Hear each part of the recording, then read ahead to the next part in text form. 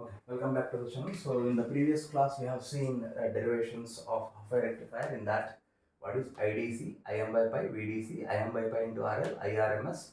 Similarly, we have seen what is PAC, we have seen what is PDC, and also we have seen efficiency of half a rectifier, that is 40.6 percentage. So in this video we will see what is ripple factor, which is indicated R, which is called as, so the number of ripple content is a measurement of number of ripple content in the output of the, that is a half wave rectifier, that is measured as RMS value of AC component of input divided by DC component of output.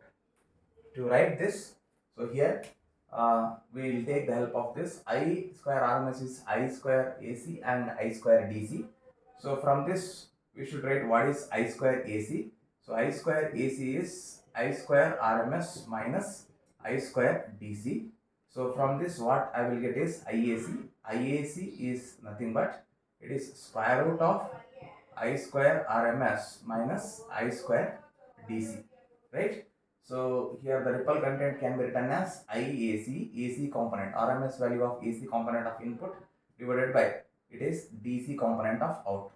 So what is IAC? IAC is this one, that is square root of I square RMS minus I square DC divided by what is IDC?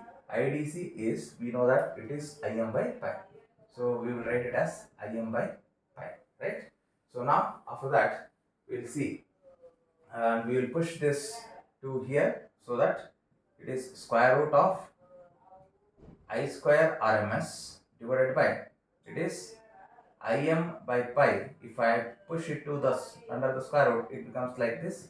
So it is I square dc divided by Im divided by pi square, right? So now here you should substitute the value of IRMS. What is IRMS value? So here square root IRMS is nothing but Im. So it is Im square by 2 means 4. So it is Im square by pi square, and it is minus IDC. IDC value is IRMS. IDC value is Im by pi. So it is Im square by pi square, and it is Im square by pi square, right? So just look at this. What are the things will get cancels out? Im square by pi square and Im square by pi square will get. So here overall you will get 1.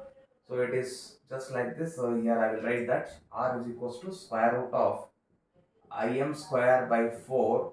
Here this part, denominator of the denominator becomes numerator. So it is pi square divided by 4 and minus 1. You will get like this, right? So now what you will get here? Im square pi square by 8, right?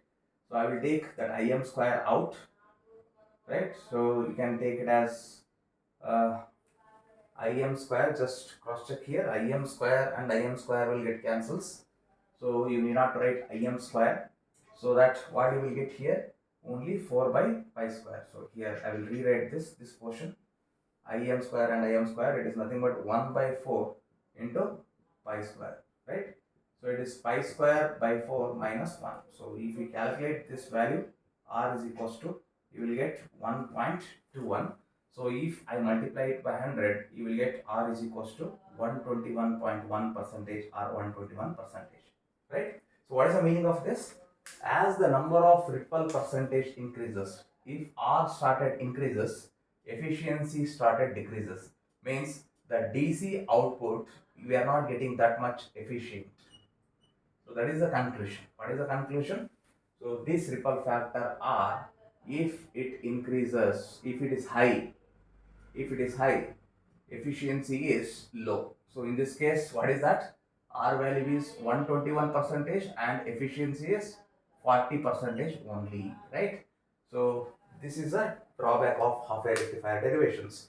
So we'll overcome this in the next part, that is the full wave rectifier derivations. So that this IDC improves, VDC improves, IRMS improves, PAC improves, PDC improves, especially efficiency improves as well as ripple factor improves. Can you guess now ripple factor and the efficiency in case of full wave rectifier? It is reverse.